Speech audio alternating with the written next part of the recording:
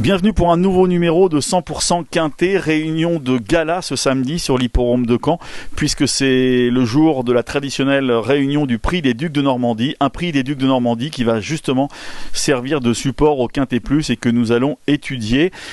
Une piste de Caen, on précise, corde à droite, un grand anneau de 2000 mètres avec des virages très très grands.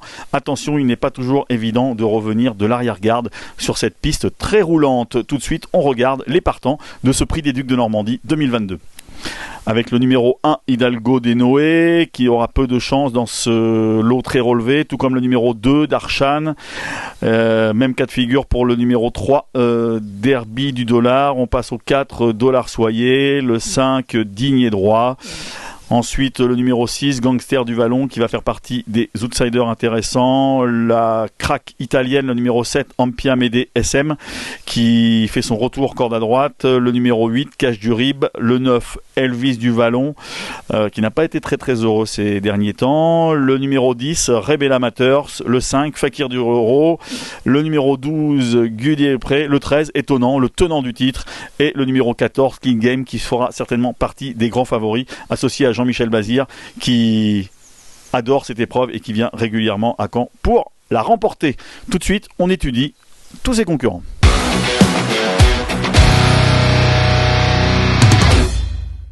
Avec tout d'abord le numéro 1, Hidalgo des Noé, un cheval qui a très très peu de chance à ce niveau, qui va être un petit peu surclassé, avec lequel on peut faire l'impasse. Le numéro 2, Darshan, c'est pareil, est à court de conditions, il va se servir de cette course pour se remettre dans le bain, pour avoir un parcours dans les jambes, en attendant un meilleur engagement. Le numéro 3, Derby du Dollar, il est là uniquement pour faire le nombre, parce que Stéphane Provost a déclaré ce cheval afin que ce prix des Ducs de Normandie puisse être quinté, qu'il y ait le nombre de partants suffisant.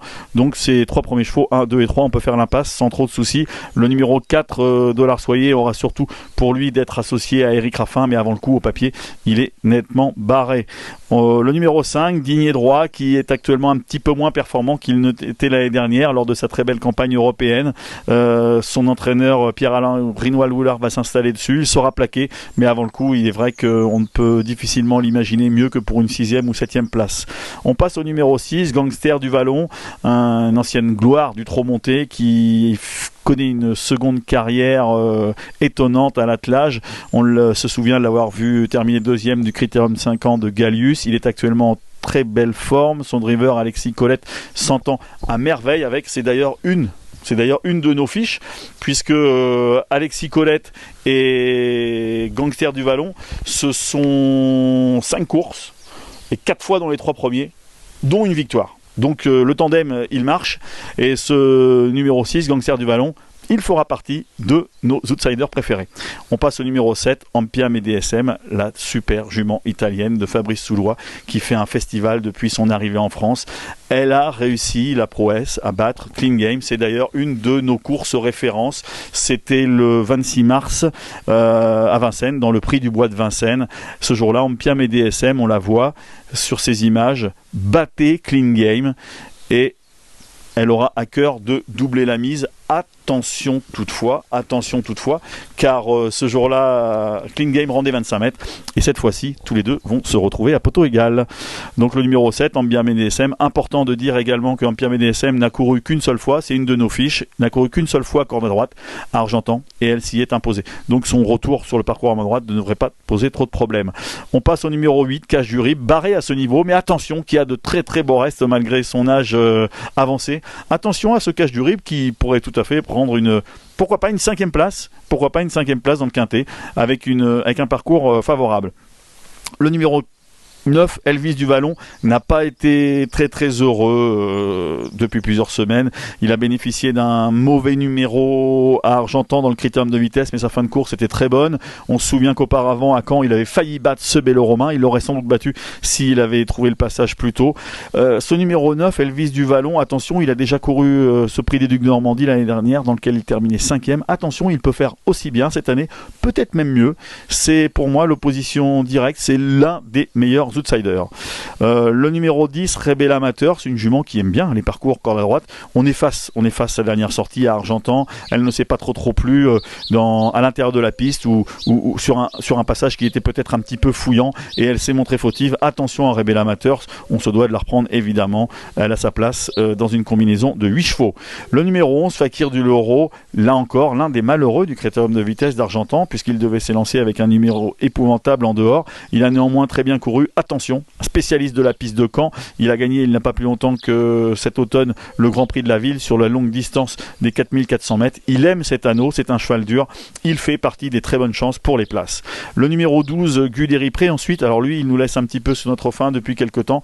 Attention, ce très bel alezan, très racé, a quand même une classe supérieure aux autres, à pas mal de concurrents qu'il va retrouver, et il n'y aurait rien d'étonnant à le voir se réhabiliter totalement. Mais effectivement aujourd'hui il semble peut-être comme un point d'interrogation. Le numéro 13, étonnant, ce n'est autre que le tenant du titre. On le voit ici remporter cette épreuve il y a tout juste un an. C'est l'une de nos courses références. Donc ce étonnant, eh bien, il a réussi les performances que l'on sait ensuite en gagnant notamment le prix de Paris. Ce étonnant, c'est vraiment un cheval extraordinaire de puissance, extraordinaire de courage. Alors évidemment, cette fois-ci, attention, car étonnant sera ferré. Il prépare, on le sait, son voyage à l'Elite Club.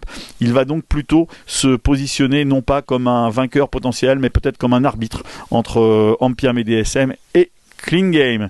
Clean Game, justement, on vient à lui. Clean Game, le numéro 14. Il fera partie des favoris de la course, favoris logiques. On sait que les prix des Ducs de Normandie est une chasse gardée de Jean-Michel Bazir. Il vient rarement sur l'hippodrome de Caen. Par contre, il ne se gêne pas pour venir une fois par an, venir gagner les Ducs. Ce 14 Clean Game, c'est le retour du cheval au premier plan. Il va avoir à cœur de prendre sa revanche sur Ampiam et DSM qui, on le rappelle, l'avait battu avec un avantage de 25 mètres cet hiver. Donc ce numéro 14, Clean Game, on est évidemment obligé de le reprendre. Il sera le favori avec Ampiam et DSM. Tout de suite, on passe à notre pronostic.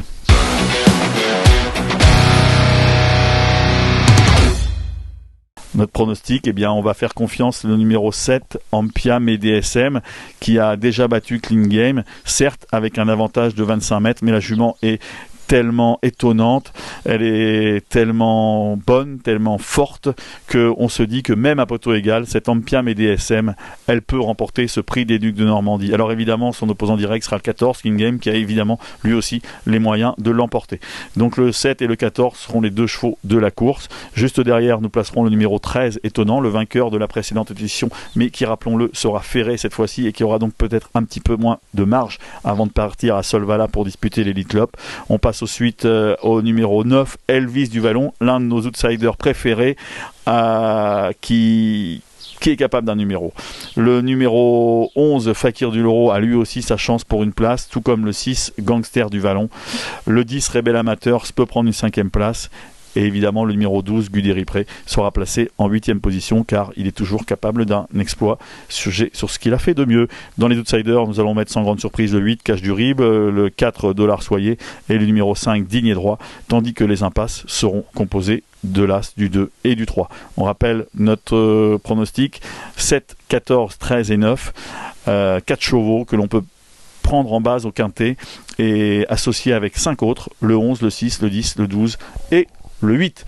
Voilà, c'est samedi après-midi à Caen, le prix des Ducs de Normandie, une épreuve exceptionnelle, dans une réunion exceptionnelle. Attention, il y aura bien d'autres courses très intéressantes dans cette journée, et notamment un match que l'on attend entre Isoar Vedake et Idaho Tillard. Attention, il y aura aussi de très bons chevaux au trot monté, et comme autre coup sûr de cette réunion, nous vous conseillons le numéro 11 dans la deuxième course, le 211 Jasper Sturgo. Voilà, bon jeu à tous et à bientôt.